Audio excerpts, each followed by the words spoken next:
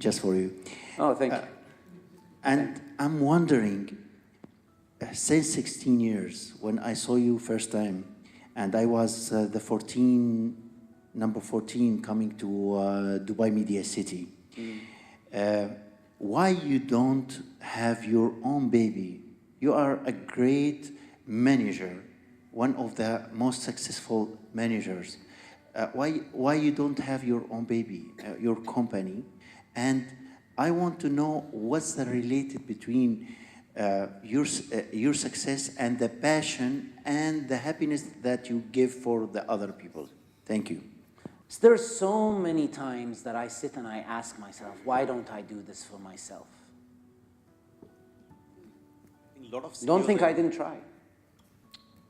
You know, but sometimes, again, I mentioned there are lots of sacrifices that you have to make. And my passion, my drive to motivate and to work with people to deliver might have kept me away from doing my own thing. I still do my own things, but not to a scale where I'm running my own company. I guess you've got to know also, I know where my weaknesses lie. And I believe in my weaknesses, and I believe in what I'm good at. And I believe that I'm better at running organizations, driving them, managing people, than doing my own business. And I've accepted that, because doing my own business to me is, at this moment in time, takes me away from my certain things that drive me and motivate me, which is developing my team, seeing them develop and produce something, working with people, working in larger environments. So I think that's one of the sacrifices that I've had to make in being and working the long hours that I do work. I'm a human being as well. And the responsibilities that I've had didn't allow me to diversify. And when I do something, I give it 1,000%. And I'm very focused and determined to make a success out of it. So I don't want to spread myself out thinly. I want to be laser focused and be able to achieve targets and deliver a success story. And that's what kept me away from doing my own business. So Ramy, I'm Vikas Thapar. I head business banking for Emirates. So first of all, thanks a lot for joining us and for your talk. Very inspiring, insightful. Also, I would like to congratulate you for your success, for a very successful career. I just wanted to know, from a banking perspective, a lot of fintech, disruptive technologies are happening. Fintech is taking place all over the world. Yeah. UAE is, kind of gearing up to it, but a lot of new regulations would be required to have these fintech companies into this market. So from a regulator perspective, are people like you, free zone heads, or other people, you're engaging with regulators in terms of setting up rules and regulations for fintech companies. So for example, peer-to-peer lending, right? It's not, there's one company which does it here, but there are lots of companies invest in the world which do that. Are you guys doing something about that, or Yeah, well, the free zone business, for those of you who know it, is very commoditized now. It's a commodity. You can go to any free zone. Alhamdulillah, in this country, you have a very big choice of free zones to go to set up your business. But again, what's the differentiating factor? It's always to innovate and to have products and services. And I said it earlier, my vision is to provide solutions to those problems that exist and to differentiate ourselves in services or being innovative in the niche development today that will be a big hit 3 years, 4 years from now. So today we are thinking about things like that. We're thinking about, what do venture capitalists do? Where do they go? Where do you set up startups? What kind of regulatory environment would they need? If I wanted to set up, applications, people who do IT, funding, How did Silicon Valley start? You know, Palo Alto, they had that progressive thinking back at that time, but they built an ecosystem which took some time. And they had the right rules, the right regulations. And yes, we are thinking about that, because if we just stayed today with the traditional products and services, the world is changing. Today, the jobs that we have today, and I look at my boys. Today, I have I'm very proud of my elder son who's studying law in the UK. And I'm concerned that today you can get on the website and you can get a consultation, and for many of the legal aspects in life, from artificial intelligence that knows about precedences that have been made all over the world and can give you sometimes 90% accuracy. So is he going to have a legal job to get into in the workplace 4 years from now?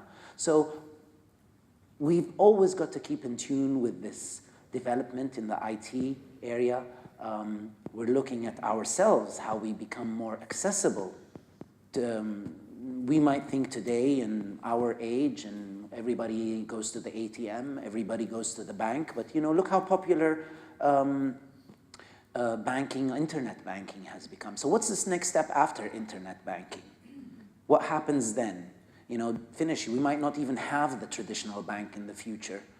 So we're always thinking about that. If it's not on your phone, if it doesn't work on your phone in the future, 5 years, 10 years from now, then don't get into that business. And I don't mean that it has to be an application, but you can have services online, you can have accessibility online, you can have trading online.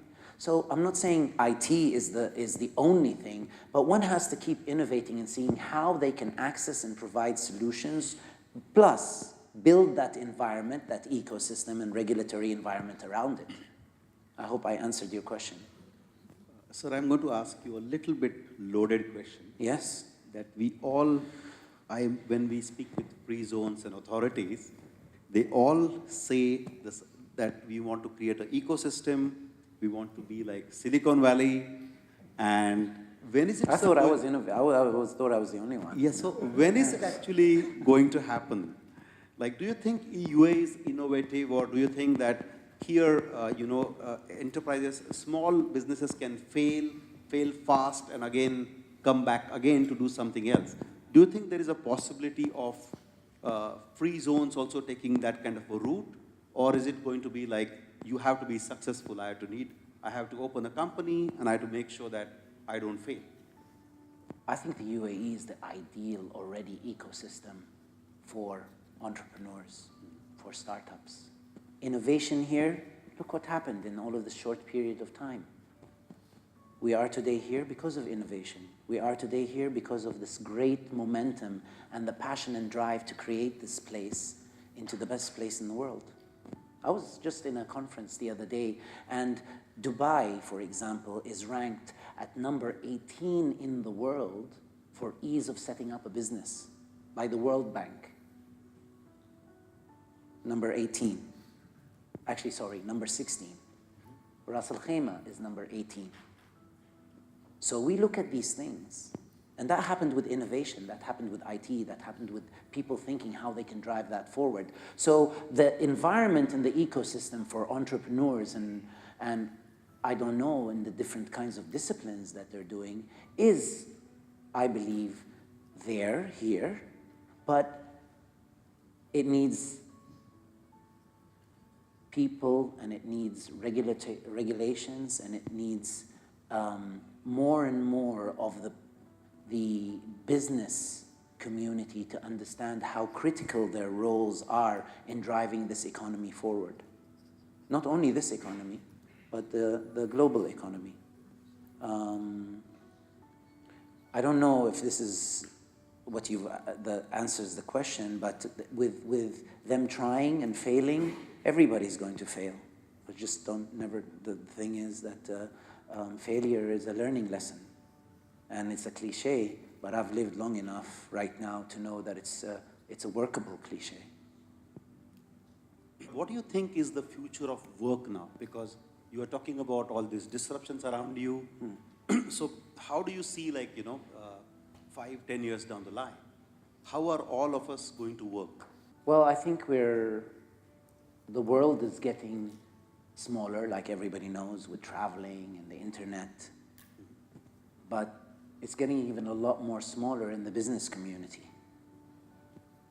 But how do you capitalize on that is, as entrepreneurs or for businesses, I believe that accessibility is key, is number one.